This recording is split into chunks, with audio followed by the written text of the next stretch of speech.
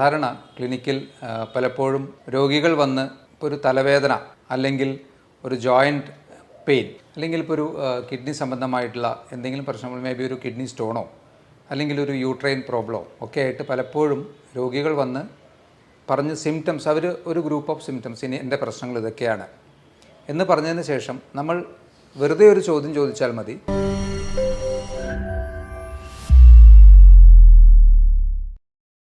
Hello friends, ഞാൻ doctor Abhiram. സാധാരണ ക്ലിനിക്കിൽ പലപ്പോഴും രോഗികൾ വന്ന് ഇപ്പോൾ ഒരു തലവേദന അല്ലെങ്കിൽ ഒരു ജോയിൻറ്റ് പെയിൻ അല്ലെങ്കിൽ ഇപ്പോൾ ഒരു കിഡ്നി സംബന്ധമായിട്ടുള്ള എന്തെങ്കിലും പ്രശ്നങ്ങൾ, മേ ബി ഒരു കിഡ്നി സ്റ്റോണോ അല്ലെങ്കിൽ ഒരു യൂട്രൈൻ പ്രോബ്ലമോ ഒക്കെ ആയിട്ട് പലപ്പോഴും രോഗികൾ വന്ന് പറഞ്ഞ് സിംറ്റംസ്, അവർ ഒരു ഗ്രൂപ്പ് ഓഫ് സിംറ്റംസ്, ഇനി എൻ്റെ പ്രശ്നങ്ങൾ ഇതൊക്കെയാണ് എന്ന് പറഞ്ഞതിന് ശേഷം നമ്മൾ വെറുതെ ഒരു ചോദ്യം ചോദിച്ചാൽ മതി. വയറിന് എന്തെങ്കിലും പ്രശ്നമുണ്ടോ? ഗ്യാസിൻ്റെ പ്രശ്നം? അയ്യോ ഡോക്ടറെ, അത് പറയാൻ മറന്നുപോയി. ഭയങ്കര ബുദ്ധിമുട്ടാണ്. കാരണം അപ്പോൾ അവരുടെ മെയിൻ കൺസേൺ ഈ ഒരു തലവേദനയോ അല്ലെങ്കിൽ ജോയിൻറ്റ് പെയിനോ ആണെന്നുള്ളതേ ഉള്ളൂ. പക്ഷേ കാലങ്ങളായി ഇവരുടെ കൂടെയുള്ള വേറൊരു പ്രശ്നമാണ് ഈ ഒരു വയറിൻ്റെ പ്രശ്നം എന്നുള്ളത്. ഇതിൽ നിന്ന് എന്ത് മനസ്സിലാക്കാം? ഒട്ടുമിക്ക അസുഖങ്ങളുടെയും ഒരു മൂല കാരണം നമ്മുടെ ഒരു ഗട്ട് ഹെൽത്ത് അല്ലെങ്കിൽ വയറിൻ്റെ അവസ്ഥയിൽ വരുന്ന അല്ലെങ്കിൽ അപചയങ്ങൾ, ദഹന വ്യവസ്ഥയിൽ വരുന്ന പ്രശ്നങ്ങളായിരിക്കാം. നമുക്ക് ആലോചിച്ചാൽ അത് മനസ്സിലാവുന്നതാണ്. കാരണം നമ്മൾ കഴിക്കുന്ന ഭക്ഷണം ശരിയായ രീതിയിൽ അതിനെ ദഹിപ്പിക്കാനും അതിൽ നിന്ന് വേണ്ട പോഷകങ്ങളെ ശരീരത്തിന് വലിച്ചെടുക്കാനും അതിനെല്ലാം ശേഷം ബാക്കി വരുന്നവയെ കൃത്യമായി പുറന്തള്ളാനും കഴിഞ്ഞിട്ടില്ലെങ്കിൽ തന്നെ നമുക്ക് അസുഖങ്ങൾ സ്റ്റാർട്ട് ചെയ്യും. കാരണം എല്ലാം ബേസ് ചെയ്തിരിക്കുന്നത് ഈ ഒരു ഭക്ഷണവുമായി റിലേറ്റഡ് ആയിട്ടാണല്ലോ.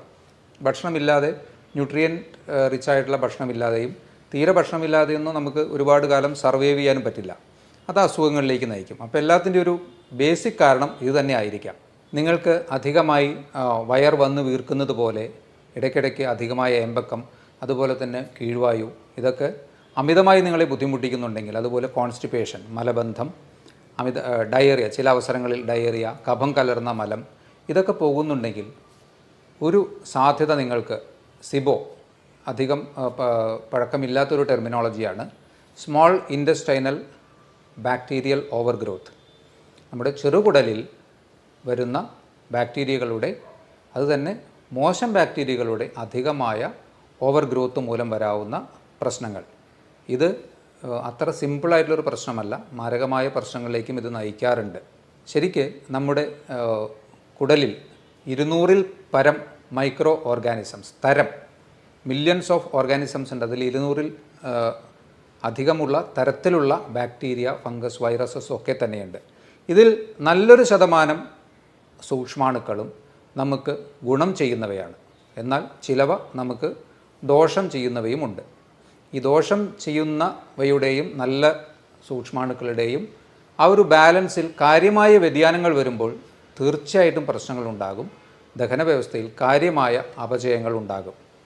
ഈ ഒരു സിബോ എന്ന ഒരു അസുഖവുമായി ബന്ധപ്പെട്ട് പറയാവുന്ന പ്രോബബിൾ ആയിട്ടുള്ള ചില കാരണങ്ങളെക്കുറിച്ച് നോക്കുമ്പോൾ, ഒരു കാരണം നമ്മുടെ ആസിഡിക് മീഡിയ, ശരിക്കും നമ്മുടെ സ്റ്റൊമക്കിൽ, ആമാശയത്തിൽ നല്ല ആസിഡ് സെക്രീഷൻ ഉണ്ട്. അതായത് ദഹനരസമായിട്ട് പുറപ്പെടുവിക്കുന്ന ആസിഡ് സെക്രീഷൻ ആമാശയത്തിൽ ഉണ്ട്. അതൊരു ഹൈഡ്രോക്ലോറിക് ആസിഡ് തന്നെയാണ്, കുറച്ച് വീര്യമുള്ള ആസിഡ് തന്നെയാണ്. അപ്പോൾ ഈ ആസിഡ് മീഡിയത്തിലെ കുറവ് വന്ന് അത് ആൽക്കലൈൻ മീഡിയത്തിലേക്ക് പോകുമ്പോഴാണ് ശരിക്കും പറഞ്ഞാൽ ഈ ഒരു ബാക്ടീരിയൽ ഓവർ ഗ്രോത്ത് കൂടുതലായിട്ട് വരുന്നത്. ശരിക്കും ആമാശയത്തിൽ നിന്ന് മുന്നോട്ട് പോകുന്നതിനനുസരിച്ചിട്ട് ദഹനത്തിൻ്റെ പ്രാഥമികമായിട്ടുള്ള നല്ലൊരു ഭാഗം നടക്കുന്നതും ആമാശയത്തിൽ വെച്ചാണല്ലോ. അതിനുശേഷം മെല്ലെ മെല്ലെ അത് അടുത്ത ഭാഗമായ ചെറുകുടൽ, വൻകുടൽ, അങ്ങനെ നീങ്ങിയാണല്ലോ അത് ഓരോരോ പോർഷനായിട്ട് പോകുന്നത്. അപ്പോൾ അതിലേറ്റവും കൂടുതലായിട്ട് അബ്സോർപ്ഷനൊക്കെ വരുന്നത് നമ്മുടെ ചെറുകുടലിൽ വെച്ചാണ്. അപ്പോൾ ഈ ആമാശയത്തിൻ്റെ, അതിന് ഹൈപ്പോക്ലോർഹൈഡ്രിയ എന്നാണ് പറയുന്നത്. അപ്പോൾ ഈ ആമാശയത്തിലെ pHൻ്റെ വാല്യൂ, ആസിഡിക് മീഡിയം കുറഞ്ഞ് ആൽക്കലൈൻ ആവാനുള്ള കാരണം എന്തായിരിക്കും? പ്രൊബബിളായിട്ട് നമുക്ക് കുറച്ച് കാര്യങ്ങൾ അതിൽ പറയാവുന്നതാണ്. ഒന്ന്, അട്രോഫിക് ഗ്യാസ്ട്രൈറ്റിസ് എന്ന് പറയും. അതായത് ഈ ഒരു ആസിഡ് പ്രൊഡ്യൂസ് ചെയ്യുന്ന ഗ്രന്ഥികളുടെ കാലക്രമേണയുള്ള നാശം. അതിന് എടുത്തു പറയാവുന്ന ഒരു പ്രശ്നമായിട്ടുള്ളത് ഒന്ന്, ഓട്ടോ ഇമ്മ്യൂൺ അസുഖങ്ങൾ, ദഹന വ്യവസ്ഥയിൽ വരുന്ന ഓട്ടോ ഇമ്മ്യൂൺ അസുഖങ്ങൾ ഒരു കാരണമായിരിക്കാം. എച്ച് പൈലോറി എന്ന ഒരു ബാക്ടീരിയയുടെ, എച്ച് പൈലോറി എന്ന ബാക്ടീരിയ നമുക്ക് ഗുണകരമല്ല എന്നുള്ളതാണ് പറയുന്നത്. അതിൻ്റെ അമിതമായ പ്രവർത്തനം, ഇതൊക്കെ തന്നെ ഈ അട്രോഫിക് ഗ്യാസ്ട്രൈറ്റിസ് അല്ലെങ്കിൽ ഇതൊക്കെ ഒരു ക്രോണിക് ഗ്യാസ്ട്രൈറ്റിസ് എന്ന സ്റ്റേജും അതിൽ നിന്ന് ഈ ഒരു ഗ്രന്ഥിയുടെ പെർമനൻ്റ് ആയിട്ടുള്ള ഒരു തകരാറിലേക്കും പോകാം. അതുകൊണ്ട് തന്നെ ആസിഡിക് മീഡിയം അവിടെ നഷ്ടപ്പെടുന്നു. ഇതുപോലെ തന്നെ കണ്ടിന്യൂസ് ആയിട്ടുള്ള ഓവർ ദ കൗണ്ടർ മെഡിക്കേഷൻ, ഗ്യാസിൻ്റെ പ്രശ്നം വരുമ്പോൾ പലരും നേരെ മെഡിക്കൽ ഷോപ്പിൽ ചെന്ന് ഗ്യാസിന് മരുന്നുണ്ടോ, അപ്പോൾ ഓവർ ദ കൗണ്ടർ കൊടുക്കാവുന്ന മെഡിസിൻസ് അവരെടുത്ത് കൊടുക്കുന്നു. ഇതിൻ്റെ കണ്ടിന്യൂസ് ആയിട്ടുള്ള ഉപയോഗവും ഈ ഒരു അവസ്ഥയിലേക്ക് എത്തിക്കാൻ സാധ്യതയുണ്ട്. ഇവിടെ ഇനി എന്താ സംഭവിക്കുന്നത്? ഈ ആസിഡിക് മീഡിയം നഷ്ടപ്പെട്ട സ്റ്റൊമക്കിൽ ദഹനം ശരിയായ രീതിയിൽ നടക്കാതെ തന്നെ ഈ ഭക്ഷണ പദാർത്ഥങ്ങൾ അടുത്ത ഭാഗമായ സ്മോൾ ഇൻറ്റസ്റ്റൈനിലേക്ക് പ്രവേശിക്കുന്നു. ദഹനം ശരിയായി നടക്കാത്ത ആസിഡിക് മീഡിയം അവിടെ ഇല്ല, നടക്കാനുള്ള ആസിഡിക് മീഡിയമോ അവിടെ ഇല്ല. സ്മോൾ ഇൻറ്റസ്റ്റൈനിൻ്റെ പ്രധാന ഫംഗ്ഷൻ എന്നുള്ളത് ന്യൂട്രിയൻസിൻ്റെ അബ്സോർപ്ഷനാണ്. അപ്പോൾ അതുകൊണ്ട് തന്നെ ഈ സാധനങ്ങൾ, ഈ ഭക്ഷണ പദാർത്ഥങ്ങൾ അവിടെ കിടന്ന് കൂടുതൽ ഫെർമെൻറ്റ് ചെയ്യാനുള്ള സാധ്യതയുണ്ട്. അപ്പോൾ ഈ നല്ല ബാക്ടീരിയയും മോശം ബാക്ടീരിയയുമായിട്ടുള്ള ആ ഒരു സന്തുലിതാവസ്ഥ നഷ്ടപ്പെടുന്നു, മോശം ബാക്ടീരിയകൾ പെരുകുന്നു. ഇതാണ് ശരിക്ക് സിബോ, സ്മോൾ ഇൻറ്റസ്റ്റൈനൽ ബാക്ടീരിയൽ ഓവർഗ്രോത്ത് ഒരു കാരണമായി പറയാവുന്നത്.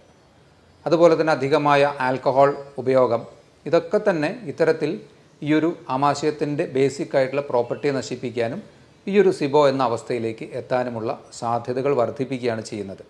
അപ്പോൾ ഇതിൻ്റെ കാരണങ്ങളിലൊന്ന് ഇപ്പോൾ ഓൾറെഡി പറഞ്ഞ ഈ 2 ബാക്ടീരിയകളുടെ പ്രപ്പോർഷനിൽ വരുന്ന മോശം ബാക്ടീരിയകളുടെ ഓവർ ഗ്രോത്ത്, 2 ഹൈപ്പോക്ലോർഹൈഡ്രിയ, അതായത് ആസിഡിക് മീഡിയം നഷ്ടപ്പെടുന്ന ഒരു പ്രശ്നം. മൂന്നാമതായി പറയാവുന്നത് ലോ മോട്ടിലിറ്റിയാണ്. അതായത് നമ്മുടെ വായിൽ നിന്ന് ഭക്ഷണം കഴിച്ച് അത് അവസാനം മലാശയത്തിലൂടെ അതിൻ്റെ വേസ്റ്റ് പ്രൊഡക്ട്സ് പുറത്തേക്ക് പോകുന്ന ആ ഒരു ടൈം ഫാക്ടറിൽ വരുന്ന വ്യതിയാനം, ഈ ഒരു ദഹന വ്യവസ്ഥ കുറച്ച് ലോ അല്ലെങ്കിൽ സ്ലോ ആകുന്നതിൻ്റെ ഭാഗമായിട്ടും കൂടുതൽ സമയം ഭക്ഷണ പദാർത്ഥങ്ങൾ കെട്ടി നിൽക്കാനും ഫെർമെൻറ്റഡ് ആവാനും ഈ ഒരു ബാക്ടീരിയയുടെ ഓവർ ഗ്രോത്ത് വരാനും സാധ്യതയുണ്ട്. ആൽക്കഹോളിൻ്റെ അബ്യൂസ്, ഇത് രണ്ടും തമ്മിലുള്ള വ്യത്യാസം നിങ്ങൾ മനസ്സിലാക്കിയാൽ അതിലത്തെ പ്രശ്നം കഴിഞ്ഞു. പലരും അതിലേക്കൊരു ഡിപ്പെൻഡൻസിയിലേക്കോ അല്ലെങ്കിൽ ടു ഫ്രീക്വൻ്റ് ആയിട്ടുള്ള ആൽക്കഹോൾ കൺസംഷനിലേക്കോ പോകുമ്പോൾ ആൽക്കഹോൾ തീർച്ചയായിട്ടും കഴിക്കാതിരിക്കുക തന്നെയാണ് നല്ലത്. എന്നാലും അതിനെ മിനിമലൈസ് ചെയ്യാനും അതിനെ ലിമിറ്റ് ചെയ്യാനും പറ്റാത്തവർക്ക് ഈ ഒരു പ്രശ്നം വരാനുള്ള സാധ്യതകൾ കൂടുതലാണ്. ഇനി ഇത് കൂടാതെ സ്ട്രക്ചറൽ ഡിഫക്ട്സ്, അതായത് നമ്മുടെ ദഹന വ്യവസ്ഥയിൽ ഇൻറ്റസ്റ്റൈനിൽ പല ഭാഗത്തായി വരുന്ന ഫിസ്റ്റുലകൾ അല്ലെങ്കിൽ ഡൈവർട്ടിക്കുലം, പൗച്ച് പോലെയുള്ള ഭാഗങ്ങൾ, അതായത് ബാഗ് പോലെയൊക്കെ ഇതിൽ നിന്ന് പുറത്തേക്ക് തള്ളി നിൽക്കുന്ന ഭാഗങ്ങൾ ഒക്കെ തന്നെ അതിലൊക്കെ ഈ ഭക്ഷണ പദാർത്ഥങ്ങൾ നിന്നിട്ടും ഇത്തരത്തിലുള്ള ഒരു അവസ്ഥയിലേക്ക്, അത് സ്ട്രക്ചറൽ ഡിഫക്ട്സ് എന്ന് പറയാം, അതിലൂടെയും ഈ ഒരു സിബോ എന്ന അവസ്ഥയിലേക്ക് എത്താൻ സാധ്യതയുണ്ട്. ആർക്കൊക്കെയാണ് ഈ ഒരു അസുഖം വരാൻ കൂടുതൽ സാധ്യതയുള്ളത്? ഒന്ന്, ക്രമം തെറ്റിയിട്ടുള്ള ഭക്ഷണം കഴിക്കുന്നവർക്ക് തീർച്ചയായും സാധ്യതകൾ കൂടുതലാണ്. മെൻ്റൽ സ്ട്രെസ്സ് കൂടുതലുള്ളവർക്ക് സാധ്യത കൂടുതലാണ്. ഏജ് അഡ്വാൻസ് ചെയ്യുന്നതിനനുസരിച്ച്, ഏജ് കൂടുന്നതിനനുസരിച്ചിട്ട് ഈ ഒരു അസുഖത്തിനുള്ള ടെൻഡൻസി കൂടി വരുന്നു. ആൽക്കഹോൾ അബ്യൂസ്, ആൽക്കഹോൾ കൂടുതലായി കഴിക്കുന്നവർക്ക് വരാനുള്ള സാധ്യതകൾ കൂടുതലാണ്. പാർക്കിൻസണിസം പോലെയുള്ള അസുഖങ്ങളുള്ളവർ, അതുപോലെ തന്നെ ഹൈപ്പോതൈറോയിഡിസം പോലെയുള്ള അസുഖങ്ങളുള്ളവർ ഒക്കെ തന്നെ ഈ ഒരു സിബോ ഡെവലപ്പ് ചെയ്യാൻ ടെൻഡൻസി ഉള്ളവർ, കൂടുതൽ സാധ്യതയുള്ളവർ എന്ന് പറയേണ്ടി വരും. കിഡ്നി അസുഖങ്ങളുള്ളവർക്കും ഈ ഒരു അസുഖത്തിനുള്ള ടെൻഡൻസി കൂടുന്നു. ഡയബറ്റീസ് പോലെയുള്ള അസുഖങ്ങളുള്ളവർക്ക്, അതുപോലെ തന്നെ ഓൾറെഡി നമ്മുടെ ദഹന വ്യവസ്ഥയുമായി പ്രശ്നങ്ങളുള്ളവർ, for example IBS, irritable bowel syndrome, ഇതും വളരെ കോമൺ ആയിട്ടുള്ളൊരു അസുഖമാണ്. ഇത്തരത്തിലുള്ള അസുഖങ്ങളുള്ളവർക്കും അതുപോലെ മറ്റ് ഓട്ടോഇമ്യൂൺ അസുഖങ്ങൾ ടെൻഡൻസിയൊക്കെ ഓൾറെഡി ശരീരത്തിലുള്ളവർക്കൊക്കെ ഈ ഒരു അവസ്ഥയിലേക്ക് പോകാനുള്ള സാധ്യതകൾ കൂടുതലാണ്. ഈ ഒരു അവസ്ഥയിലൂടെ നമുക്ക് വരാവുന്ന പ്രശ്നങ്ങൾ എന്തൊക്കെയാണ്? ശരിക്കും ഏറ്റവും ഗുരുതരമായി സംഭവിക്കാവുന്ന പ്രശ്നങ്ങൾ അബ്സോർപ്ഷൻ ഡിഫക്ട്സ് ആണ്.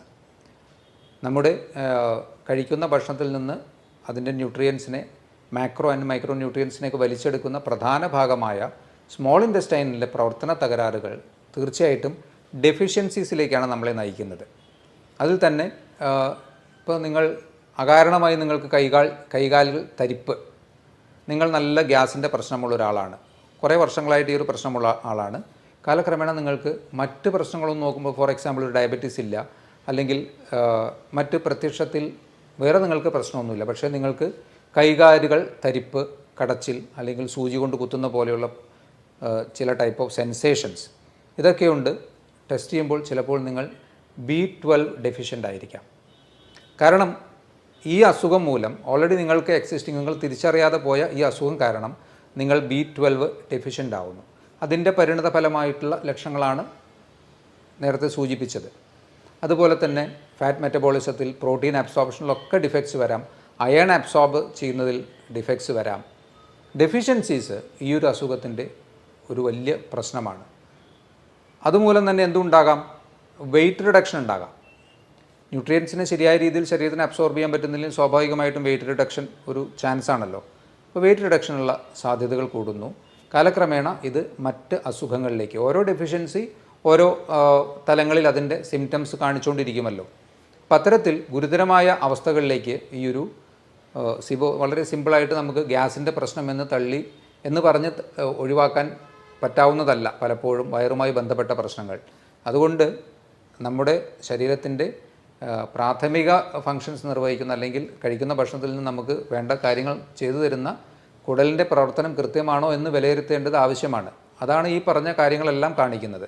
അപ്പോൾ നിങ്ങൾക്ക് ഇത്തരത്തിലുള്ള അമിതമായ വയറ് വീർത്ത് കിട്ടുന്ന അവസ്ഥ, പുളിച്ചു തേട്ടൽ, ഏമ്പക്കം, കീഴ്വായു, ഇടയ്ക്കിടയ്ക്കുള്ള വയറുവേദന, ഈ പ്രശ്നങ്ങളൊക്കെ ഉണ്ടെങ്കിൽ കുറച്ചുകൂടി ഒന്ന് കരുതിയിരിക്കുന്നത് നല്ലതായിരിക്കാം. ഈ ഒരു കണ്ടീഷനെ നമുക്ക് എങ്ങനെ മാനേജ് ചെയ്യാൻ പറ്റും? ഭക്ഷണത്തിൽ തന്നെയായിരിക്കുമല്ലോ ആദ്യം ശ്രദ്ധിക്കേണ്ടത്. കാരണം പ്രൈമറിലി ആ ഭക്ഷണത്തിൽ വന്ന പ്രശ്നങ്ങളും അതിലൂടെ ദഹന വ്യവസ്ഥയിൽ വന്ന അപജയങ്ങളുമാണ് ഈ ഒരു അവസ്ഥയിലേക്ക് നയിച്ചത്. അപ്പം അതുകൊണ്ട് ഭക്ഷണത്തിൽ ആദ്യം ജങ്ക് ഫുഡ് കംപ്ലീറ്റ് ആയിട്ട് ഒഴിവാക്കുക, പഞ്ചസാര ഉൾപ്പെട്ടത് കംപ്ലീറ്റ് ആയിട്ട് ഒഴിവാക്കുക. കുറച്ച് ഫൈബർ അധികമായി കഴിക്കേണ്ട ആവശ്യമില്ല, എന്നാൽ തീർത്തും അവോയ്ഡ് ചെയ്യേണ്ട ആവശ്യമില്ല. ഫൈബറിൻ്റെ അളവ് ഒന്ന് മോഡറേറ്റ് അളവിലേക്ക് ആക്കുക. ഈ ഒരു പ്രശ്നമാണെന്ന് വിചാരിച്ച് ഫൈബർ മാത്രം കഴിച്ചുകൊണ്ടിരിക്കേണ്ട, അതിൻ്റെ ആവശ്യമില്ല. ഫൈബറിൻ്റെ അളവ് ഒന്ന് മിനിമൈസ് ചെയ്യുന്നതും നല്ലതായിരിക്കാം. ആൽക്കഹോൾ യൂസ് ഉണ്ടെങ്കിൽ കംപ്ലീറ്റ് സ്റ്റോപ്പ് ചെയ്യുക. സ്മോക്കിംഗ് ഉണ്ടെങ്കിൽ അത് കംപ്ലീറ്റ് സ്റ്റോപ്പ് ചെയ്യുക. അതുപോലെ തന്നെ ഇപ്പോൾ ഒഴിവാക്കേണ്ട കാര്യങ്ങൾ നമുക്ക് മനസ്സിലായി. ഇനി നിങ്ങൾക്ക് വയറിൻ്റെ ദഹന വ്യവസ്ഥയെ എപ്പോഴും സഹായിക്കുന്ന ഘടകങ്ങളാണ് പ്രോബയോട്ടിക്സ്. അതായത് നല്ല ബാക്ടീരിയകൾ ഉണ്ടാക്കാൻ കഴിവുള്ളതും അത് ഉൾപ്പെട്ടതുമായിട്ടുള്ള ഭക്ഷണങ്ങൾ. അതിൽ പ്രോബയോട്ടിക് ആയിട്ടുള്ള ഇപ്പോൾ കേട് പോലെയുള്ള അതൊക്കെ നമുക്ക് അവൈലബിൾ ആണ്. അല്ലെങ്കിൽ നിങ്ങൾക്ക് വീട്ടിൽ തന്നെ നല്ല ബാക്ടീരിയകളെ ഉണ്ടാക്കാൻ കഴിയുന്ന ചില സാധനങ്ങൾ നമുക്ക് വാങ്ങിക്കാൻ കിട്ടും. അതിനെ നിങ്ങൾക്ക് അതിലെ ഇൻസ്ട്രക്ഷൻസ് അനുസരിച്ച് പ്രിപ്പയർ ചെയ്ത് അതിൽ മില്യൺസ് ഓഫ് ബാക്ടീരിയ പെർ ഇത്ര ml എന്ന ഒരു കണക്കിൽ നമുക്ക് ഉണ്ടാക്കാൻ പറ്റും. അത് കഴിക്കുന്നത് തീർച്ചയായിട്ടും ഇത്തരത്തിലുള്ള പ്രത്യേകിച്ച് ഓട്ടോഇമ്യൂൺ ടെൻഡൻസികളോ അല്ലെങ്കിൽ ഇതുപോലുള്ള സിബോ പോലെയുള്ള അസുഖങ്ങളൊക്കെ ഉള്ളവർക്ക് നല്ല രീതിയിൽ ഗുണം ചെയ്യുമെന്നുള്ളതാണ്. അപ്പോൾ അതൊന്ന് നോക്കി നിങ്ങൾക്ക് ആ രീതിയിൽ ചെയ്യാവുന്നതാണ്. തൈര് പോലെയുള്ള ഭക്ഷണങ്ങളൊക്കെ നമുക്ക് ഭക്ഷണത്തിൽ ഒരു മോഡറേറ്റ് ലെവലിൽ ഉൾപ്പെടുത്താം. അതുപോലെ സിട്രസ് ഫ്രൂട്ട്സ് ഫെർമെൻറ്റ് ചെയ്യാനും അതുപോലെ നല്ല ബാക്ടീരിയകളെ നല്ല രീതിയിൽ ബാക്ടീരിയകളെ ഉണ്ടാക്കാൻ കഴിയുന്ന ഒരു മോഡറേറ്റ് അളവിലുള്ള സിട്രസ് ഭക്ഷണങ്ങൾ തീർച്ചയായിട്ടും കഴിക്കാവുന്നതാണ്. ഇനി നിങ്ങൾക്ക് ഒട്ടുമിക്ക ആൾക്കാരും പറയും പയറുവർഗ്ഗങ്ങൾ കഴിച്ചാലാണ് പ്രശ്നം, പരിപ്പ് വർഗ്ഗങ്ങൾ കഴിച്ചാലാണ് പ്രശ്നം. പലപ്പോഴും അത് തന്നെയാണോ പ്രശ്നം എന്ന് ഒന്ന് കൺഫേം ചെയ്യുന്നത് നല്ലതായിരിക്കാം. അതിന് നമുക്ക് എലിമിനേഷൻ മെത്തേഡ് ഉപയോഗിക്കാം. ഇപ്പോൾ നിങ്ങൾക്ക് പ്രശ്നമെന്ന് തോന്നുന്ന ഭക്ഷണങ്ങളിൽ നിന്ന് നിങ്ങൾ ഒരു മാസം കംപ്ലീറ്റ് ആയിട്ട് അതിനെല്ലാം സ്റ്റോപ്പ് ചെയ്ത് വയ്ക്കുക. അപ്പോൾ നിങ്ങളുടെ അവസ്ഥ എന്താണെന്ന് നോക്കുക. ആ സമയത്ത് നിങ്ങൾക്ക് നല്ല ആശ്വാസം കിട്ടുന്നുണ്ടെങ്കിൽ തീർച്ചയായും ആ ഒരു ഗ്രൂപ്പ് ഓഫ് ഭക്ഷണങ്ങളിൽ ചിലത് നിങ്ങൾക്ക് പ്രശ്നമായിരുന്നു എന്ന് ഉറപ്പായി അല്ലേ. ഇനി എല്ലാം പ്രശ്നമാണെന്ന് പറയുന്നത് എങ്ങനെ നമുക്ക് റീടെസ്റ്റ് ചെയ്യാം? ഓരോന്നായിട്ട് 1-2 ദിവസം വെച്ച്, ഇപ്പോൾ പരിപ്പാണ് നിങ്ങൾക്ക് പ്രശ്നമെങ്കിൽ പരിപ്പ് ഒരു മാസം ഒഴിവാക്കി, ഒരു മാസം കഴിഞ്ഞ് പരിപ്പ് ഉൾപ്പെട്ട ഒരു ദാൽ കറി പോലെയുള്ളത് 2 ദിവസം കഴിച്ചു നോക്കുക. നിങ്ങൾക്ക് സിവിയർ ആയിട്ടുള്ള സിംറ്റംസ് വീണ്ടും റീസ്റ്റാർട്ട് ചെയ്യുകയാണെങ്കിൽ നിങ്ങൾക്ക് ഏകദേശം ഉറപ്പിക്കാം ആ പരിപ്പ് ഒരു പ്രശ്നമായിരുന്നു എന്നുള്ളത്. അപ്പോൾ അത് ഒഴിവാക്കാം. എല്ലാം ഒഴിവാക്കണ്ട. അപ്പോൾ എല്ലാം ഒഴിവാക്കുമ്പോൾ വരുന്നൊരു പ്രധാന പ്രശ്നം നമുക്ക് ഡെഫിഷ്യൻസീസ് അതുകൊണ്ട് തന്നെ വരുമല്ലോ. ഇപ്പോൾ ഒരു വെജിറ്റേറിയൻ ഡയറ്റ് ചെയ്യുന്ന ഒരാളാണെങ്കിൽ അയാൾക്ക് പരിപ്പ് പയറുവർഗ്ഗങ്ങളൊക്കെയാണ് അയാളുടെ മെയിനായിട്ടുള്ള പ്രോട്ടീൻ്റെ ഒരു സോഴ്സ്. അപ്പോൾ അത് കംപ്ലീറ്റ് ആയിട്ട് ഒഴിവാക്കി കഴിഞ്ഞാൽ അയാളുടെ മസിൽസ് വീക്കാവും, അയാൾക്ക് ജനറലായിട്ടൊരു ഫറ്റീഗ് ഉണ്ടാവും. അപ്പോൾ അത്തരത്തിലൊരു മെത്തേഡിലേക്ക് പോകണ്ട. നിങ്ങൾക്ക് പറ്റാത്തത് ഏതാണെന്ന് നിങ്ങൾക്ക് ഈ ഒരു എലിമിനേഷൻ മെത്തേഡിലൂടെ കണ്ടുപിടിക്കാൻ പറ്റും. ഇതിനെല്ലാം ഉപരി ശരിക്കും പറഞ്ഞാൽ ഫാസ്റ്റിംഗ് നല്ലൊരു ഓപ്ഷനാണ്. ഇൻ്റർമീഡിയറ്റ് ഫാസ്റ്റിംഗ് നല്ലൊരു ഓപ്ഷനാണ്. പ്രത്യേകിച്ച് ക്രോണിക് ആയിട്ടുള്ള അസുഖങ്ങൾക്കും ഓട്ടോഇമ്യൂൺ അസുഖങ്ങൾക്കും ഇതുപോലെ വയർ സംബന്ധമായിട്ടുള്ള പ്രശ്നങ്ങൾക്കൊക്കെ തന്നെ ഫാസ്റ്റിംഗ് നല്ല രീതിയിൽ വ്യത്യാസം തരുന്നു. അതിൽ നിന്ന് നമുക്ക് വീണ്ടും മനസ്സിലാക്കാം നമ്മുടെ ദഹന വ്യവസ്ഥയാണ് പ്രാഥമികമായി എല്ലാത്തിൻ്റെയും അടിസ്ഥാന അസുഖങ്ങളുടെ കാരണം. കാരണം ഫാസ്റ്റിങ്ങിലൂടെ നിങ്ങൾക്ക് വയറിന് ആശ്വാസം കിട്ടുന്നു, അതിനോടൊപ്പം തന്നെ മറ്റ് അസുഖങ്ങൾക്കും വ്യത്യാസം കിട്ടുന്നു. ഇൻ്റർമീഡിയറ്റ് ഫാസ്റ്റിംഗ് ഇത്തരത്തിലുള്ള അസുഖങ്ങൾക്കൊന്ന് പരീക്ഷിച്ച് നോക്കാവുന്നതാണ്. ഇത്രയും കാര്യങ്ങൾ ഒന്ന് ഈ ഒരു സിബവുമായി അറിഞ്ഞിരിക്കുക. ഡെഫിഷ്യൻസീസ് വരുന്നുണ്ടെങ്കിൽ അതുപോലെ അൺഇൻറ്റൻഷണൽ, അത് നമ്മൾ ആലോചിക്കാതെ മറ്റ് കാരണങ്ങൾ അകാരണമായി വരുന്ന വെയിറ്റ് ലോസ് ഉണ്ടെങ്കിലൊക്കെ തന്നെ നിങ്ങൾ തീർച്ചയായിട്ടും ഒന്നുകൂടി ശ്രദ്ധിക്കുകയും ഒരു ഡോക്ടറുടെ കൃത്യമായ നിർദ്ദേശങ്ങൾ സ്വീകരിക്കുകയും ചെയ്യേണ്ടതാണ്. ഇതുപോലുള്ള മറ്റൊരു ടോപ്പിക്കുമായി വീണ്ടും കാണാം. ബൈ.